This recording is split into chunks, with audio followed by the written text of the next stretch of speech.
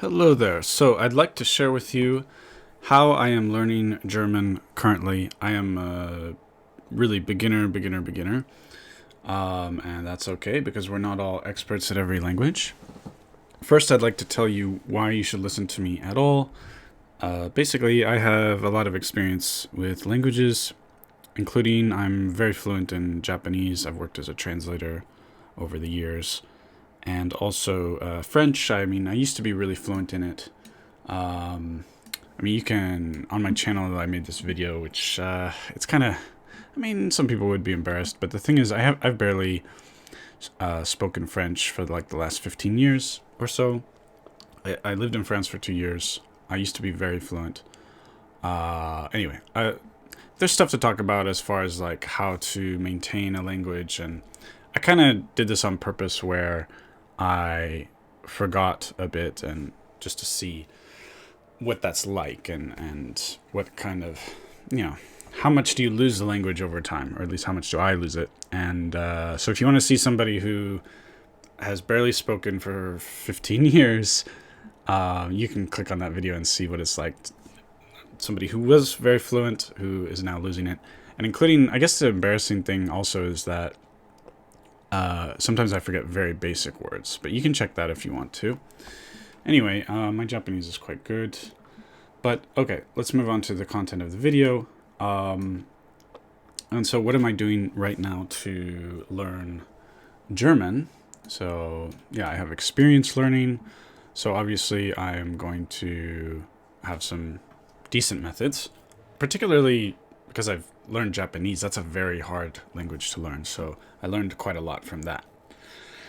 So one thing we're going to be talking about is input. Okay, there's input and there's output. There's different ways of dividing the whole language learning venture. Like there's the 4 skills: reading, writing, speaking and listening. And those are, you can divide 2 different ways, because you can divide it into the spoken language or the written language, or you can divide it into input versus output. Okay, so obviously you're going to need input. You need to be hearing the language at least, right? So that's going to be very important. And this is like its own category where I'm putting a lot more emphasis this time on input than I've ever done in the past. And I think that's learning the hard way, learning some kind of painful lessons over the years with Japanese, that I should do more emphasis on input. So I'm going to be talking about that a lot later. And but we have 3 main things that I'm doing right now.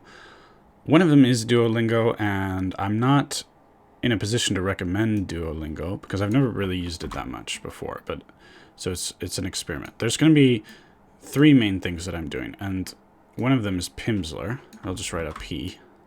I should have copied in the logo or something. But Pimsleur, I'll bring it in for you. So it is available on YouTube for free here. So I just searched. And these are the older ones. There's now an app, but you have to pay for the app. And these older ones are perfectly fine. So here's level 1.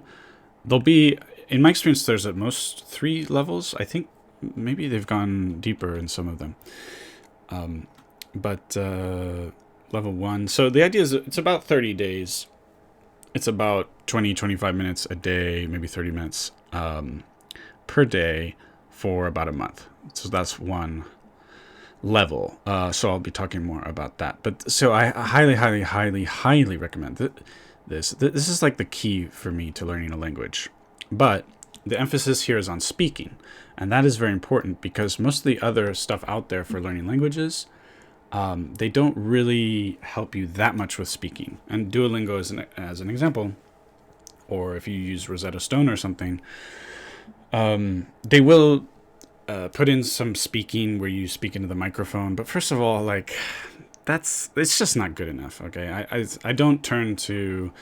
not going to turn to Duolingo or Rosetta Stone or something to really help my speaking that much, because Pimsleur is focused almost exclusively on speaking, although you're going to get listening input as well. That's valuable.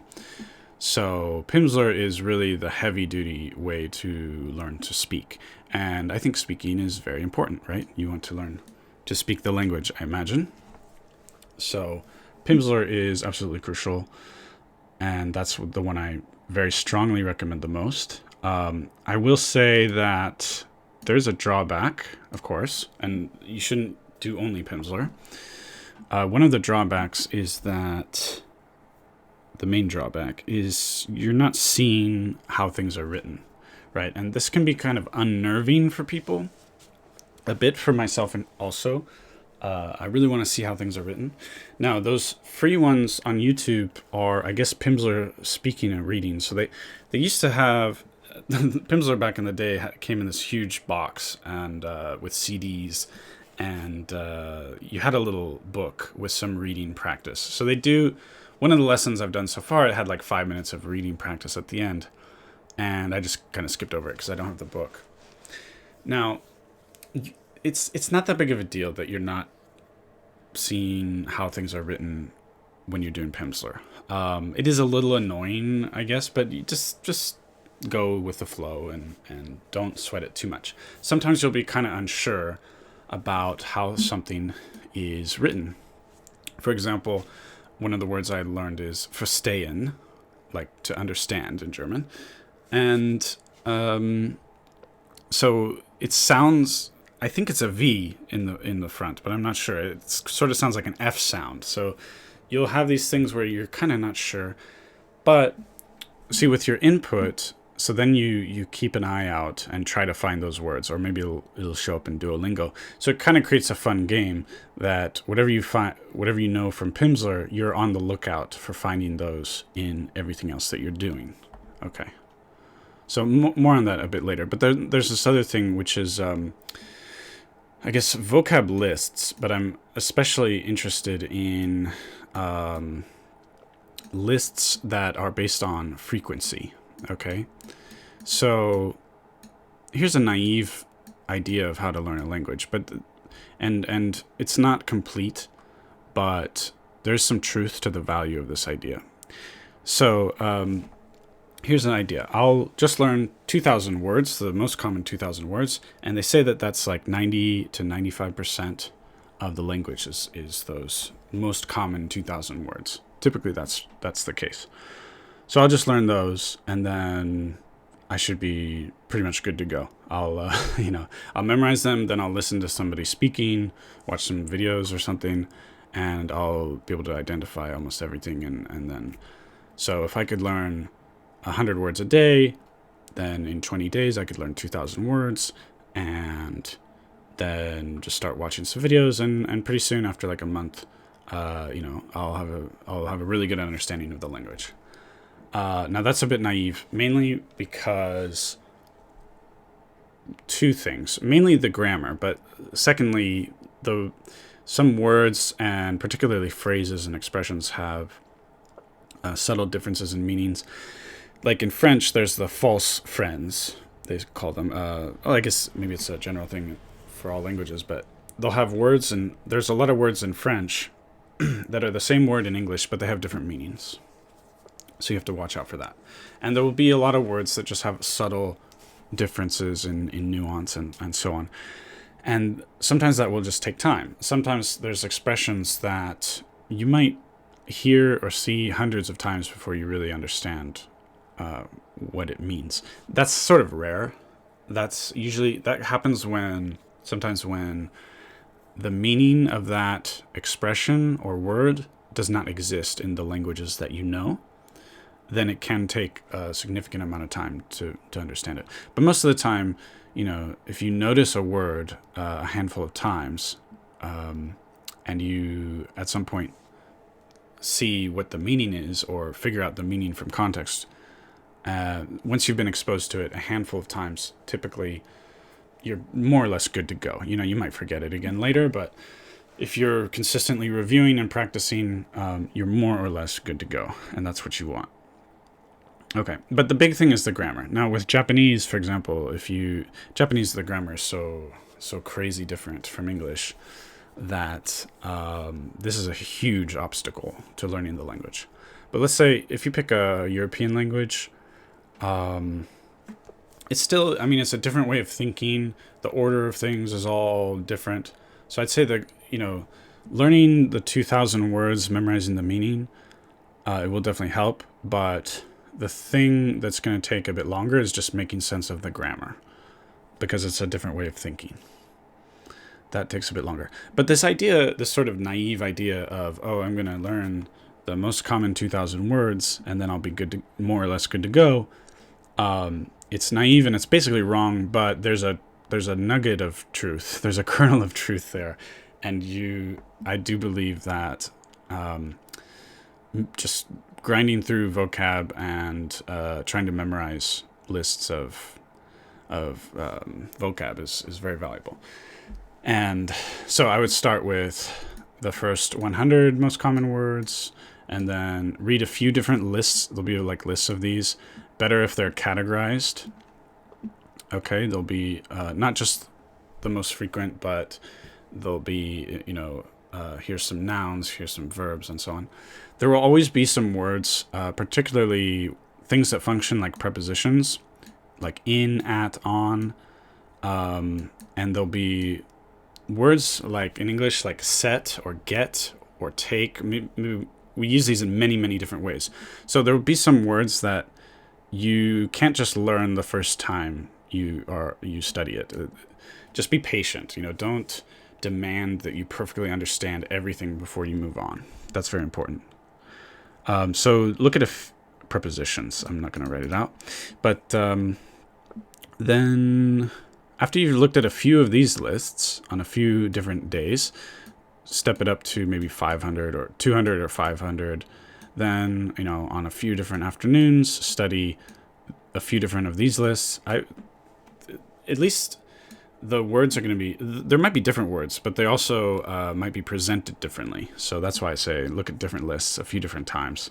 Step it up to 1,000, then maybe 1,500 if there's lists like that, and then up to 2,000. 2,000, the 2,000 most common words are going to get you pretty far in the language, actually, towards being conversational. What an observer would look at you and say, oh, that person's fluent. 2,000 words more or less will probably make, if you master it along with grammar and lots of practice, then you'll be pretty conversational, actually. But you need a lot of practice, and Pimsleur is good. So between these three things, I'm going to be jumping around. Now, like I said, Duolingo I do not have any significant experience with, but I'm just using it to supplement these other things. But then what's super, super important is that after I do these three things, kind of like going around in a loop, if you will, then always, every day, I'm returning to input. And honestly, I'm experiencing probably at least 1 or 2 hours a day of input. But I would recommend at least like 20-30 minutes. Okay, this is really crucial input. And it's hard to explain this because I've learned from experience. Basically, like when I was learning Japanese, if I put on the news in Japanese in the beginning, in the first year, I understand almost nothing. So I didn't choose that. I didn't choose a lot of input as my main method for learning the language. So I focused more on studying, memorizing. We have the kanji in Japanese. There's like thousands of Chinese characters you have to learn. So lots of studying kanji, studying vocab words. So it's always kind of a lot of stuff with books and writing things over and over and practicing like that. And doing Pimsleur, I did a lot. For those more difficult languages, you have to do the lesson many times. I'd do a lesson like 5 times. But I didn't spend much time just listening to stuff. Now, I wasn't really into anime. I found out that the Ghibli animes are very good. So I found that out more. I think I started watching them after I came to Japan, after I'd been studying already for 2 years. And I guess for a lot of people these days, there's lots of great anime. So if that's, for Japanese or whatever language you're doing, there's going to be lots of content on YouTube. If you enjoy games, there's games. Pick something that you're familiar with so that you know how to play it. But yeah, so with input, for example, I'm also interested in Korean, so I loaded up Final Fantasy VI in Korean. They have like all these old Final Fantasy games. They have these pixel remasters that they've done in the last few years. So that's great because they have many languages. And so I put it in Korean, and I can kind of sort of read the Korean script, but I know very, very little Korean. But I started picking out words, like for instance, potion. It's in Korean, it's potion, and item in Korean is apparently itemu, right? So, and you start seeing the same thing over and over again. Like there's always this samnida pattern. Like you see the same patterns. So you'll start to pick out. And with German, for example, I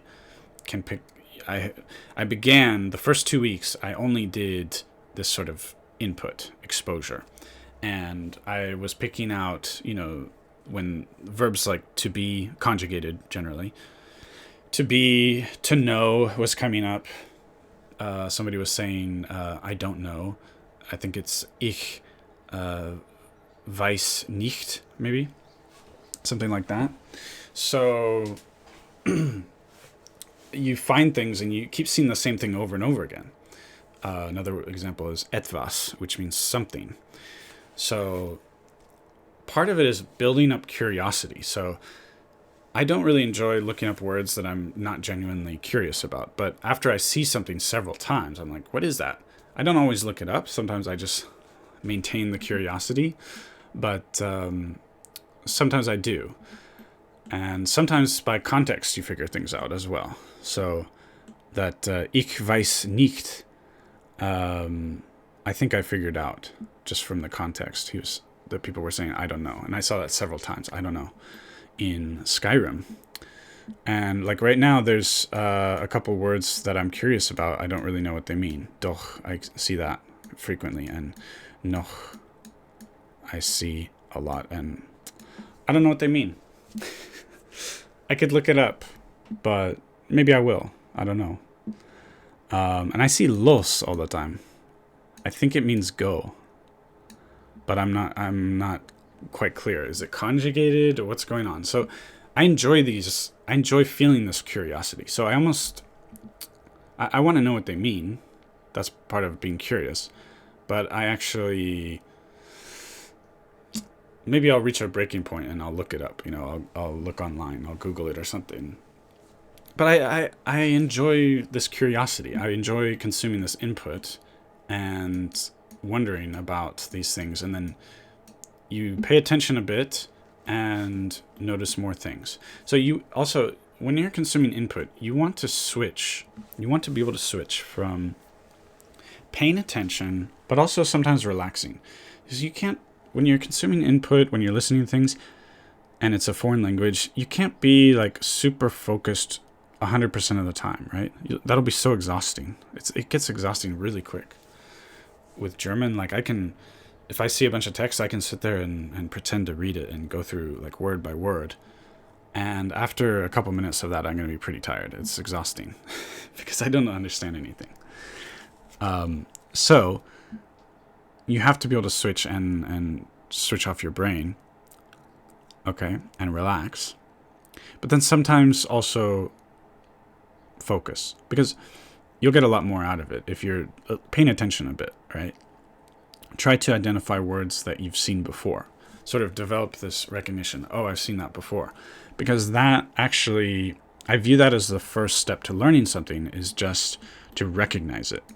To say, oh, I've seen that before, and I'm curious what it means. You're kind of halfway to learning the thing, because say you were learning kanji, okay? So like, here's a kanji. It's like this kind of symbol, So I've learned that recognition, once you recognize it, you're basically halfway to learning it, right? If you can say, oh, I've seen that before. And you need to be able to differentiate kanji that look kind of similar. So if I were looking at German and like most of the words I could say, oh, I've seen that before, then the task of then actually learning what all those words mean is halfway complete. Because my brain has made the connections. It recognizes things. So it's actually a huge part of the work, is just recognizing and differentiating what things are. Imagine if you were learning Mayan or Egyptian hieroglyphs or something like that. Do you see that the first step is to recognize all the different symbols? Like imagine if you studied it for a couple thousand hours and now you've sort of cataloged all the hieroglyphs in your head and you recognize all of them. Now to go from that to learning what they mean is not nearly as big of a step now. You've done actually most of the work. It's kind of hard to believe, but I really do think that most of the work is just learning to recognize and notice.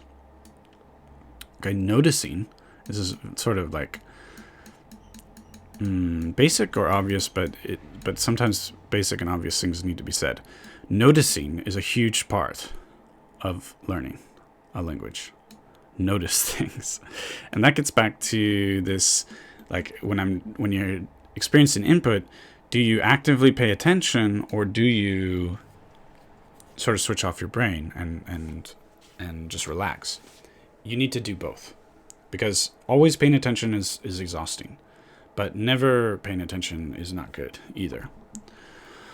Now, if you're passively listening, some people will think that that's a total waste of time. Some people overestimate that, and they think, like, if they play things while they sleep, they're going to learn it. Basically, no. Maybe, if you're lucky, like, you'll be half asleep and some of it will seep in, but basically that's a waste of time. Or, let's say you play things in the background. You're doing something else and you have the radio on or something like that. You're just sort of really passively listening. That is not totally useless, because sometimes it will catch your attention. There will, even a very foreign language that you don't really know at all, occasionally there will be words that you're already familiar with. For example, English words that are borrowed into the language. If you put on Japanese, you'll occasionally hear things that let's say you haven't studied Japanese at all, but you put the news on in the background, you will occasionally hear things that you know. There are words like bijinesu is business, for example, or coffee is kohi. So kohi, somebody really starting out might not identify that with coffee, but I bet after you've kind of gotten used to Japanese a little bit, you'll hear kohi and you would immediately recognize, oh, they're saying coffee, right? If somebody were saying ginger tea, I think they might say ginger tea. Tea is ocha, but so there's lots of examples where it will grab your attention. And if you know some words, it will grab your attention even more. And then also what happens is you start hearing the same thing. There's certain patterns that you hear over and over and over again. Recently I was listening to Peppa Pig. Peppa Pig is a nice little thing they've got in many languages, so I recommend it. I was listening to it in Danish, and I kept hearing Julseman, and everything like Julse this, and Julse that, and Julseman. I kept hearing it over and over, so I'm like, and I was passively listening. I'm like, wait, I stopped. I'm like, what is this? Julseman. And I look at the screen, and they've got Santa Claus. So I realized, it's about Christmas. Julse must be something about Christmas. Julseman must be Santa. So that's how passive learning or passive input, things will sometimes grab your attention. Once you're more experienced, I remember I was sitting minding my own business using my phone, and somebody nearby used this word in French, sangre, which means blood. And my attention immediately, it immediately grabbed my attention. And for me, that was a bit of a milestone, because I was not paying attention to what they were talking about at all. I was completely like paying attention to whatever I was doing on my phone. And so the fact that this foreign language, French, was able to grab my attention like that was interesting. So the more you learn about the language, the more things are going to grab your attention, and the more these patterns you're going to notice. And so even passive listening does help. Okay, but of course paying attention is going to be better. So that's why I recommend being able to switch between actively paying attention and relaxing and engaging in sort of passive consumption of input, I guess is what I would call it. But this is really, really, really valuable. And I just wish, over the years, I really wish I had been doing this regularly in Japanese, like an hour or two a day of input. Mainly, my listening is quite good, but maybe I'm deluding myself, because actually if I put on the news passively, I'm not going to be, it's not going to grab my attention as much as it should, to be honest. But like, I have to pay attention to understand. But like with reading is a bit painful. And if I had been playing video games over the years in Japanese, my reading would be much less painful. So I kind of regret not putting more time into input. And I think it's just a really crucial part of learning a language. You need a lot of input. So this is what I'm doing right now for German. I'm not sure how I feel about Duolingo. There's certain things that I may change I do need to change once I get more into the intermediate phase. I need to soon, maybe in a month or two, I'll probably be looking at focusing more on chatting online, starting with text. So I might be looking for Discord servers in German or something like that. That's going to be more in the intermediate stage. I made a video where I talked about how I learned French. So I talked a lot about let's see where that is. How I learned French in a few months. I talked quite a lot about chatting online, which is really crucial for me learning French and Japanese. And so, but that's not quite yet. I'm still a very, very beginner in German, but maybe after about a month, I will be starting to look at that. And I wanted to mention what I did for the first 2 weeks now. So I've finished talking about what I have done or what I'm doing right now to learn German. I'd still like to talk about what I did for the first couple weeks. It's only been a couple weeks. I'd also like to say, and I'm pretty committed to learning German, I think. I did want to say I've been doing some live streams, StarCraft in German, lots of views there. Streamed 1 hour ago.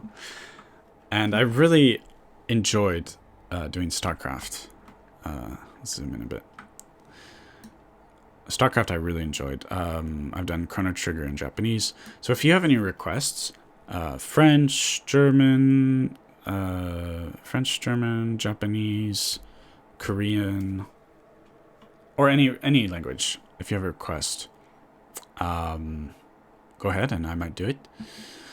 And to be honest, like, the first stream of Chrono Trigger in Japanese was fun. The second one, for some reason, I think the game, as much as I really love Chrono Trigger, it's the gameplay itself, at least for me now, there's no challenge whatsoever, at least so far in the game. And so it's kind of, it's a little rough.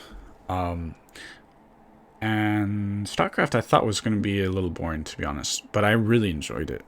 And so I'm probably going to be doing more StarCraft. I'm really looking forward to getting to like the Protoss campaign. And I might do Diablo 2 in German. And then maybe, but if I do Diablo 4, the thing is that I might be lost. So I'm not sure about that. But I think I could do Diablo 2, the remastered thing. So let me know if you have any requests. I'm just gonna enjoy playing games in different languages. I think it's fun and good for my language ability. Anybody who's interested in the games or the languages or just hanging out is welcome to join. Anybody's welcome to join, of course. So, little PR. PR? Is that the thing? Self-promotion? Anyway. Okay, and then I just want to, before I wrap up the video, I want to talk about what I have done in the first 2 weeks. And that is simply, now if you know for sure you're going to learn a language, you can already start. Pimsleur is a little bit tough at the very start, I have to admit. So you might want to do some input for a couple weeks first, or maybe Duolingo I think is fair to start out. And this vocab list stuff, I would wait until at least a couple weeks. But so if you're absolutely sure you're going to learn a language that you want to, then this is fine. But if you're not really sure, I would recommend just input, maybe some general videos. Like if you just type on YouTube, learn whatever your language is, learn X, get some exposure that way. And I don't know, for me, I did 2 weeks of just input, playing some games, watching videos, to make sure that I was going to develop the habit of working on this language, to make it enjoyable. Because doing Duolingo is not really fun, to be honest. Studying vocab lists, not so fun. Pimsleur I actually kind of enjoy. But Pimsleur by itself is not enough. You need many things for learning a language. So I did 2 weeks of input just to develop that habit. It's very easy to just put on a video or play a game for somewhere between 30 minutes to a couple hours each day, just to develop that habit. So that's what I did for the first 2 weeks, and I think it's probably a good idea. You want to, either or. It's really up to you. But I think it's sort of a nice, easy thing to start with. And there was one more thing I wanted to say before I sign off here, but I forget it. So you'll have to stay tuned for another video. That's it. Let me know any comments you have. If you're learning a language, what it is. Let me know if you have any requests about language learning, about my experience in Japan. If you're got some math problems or problems with programming or game development, let me know any requests. That will help me out. And that's about it for today. So thanks. Take it easy.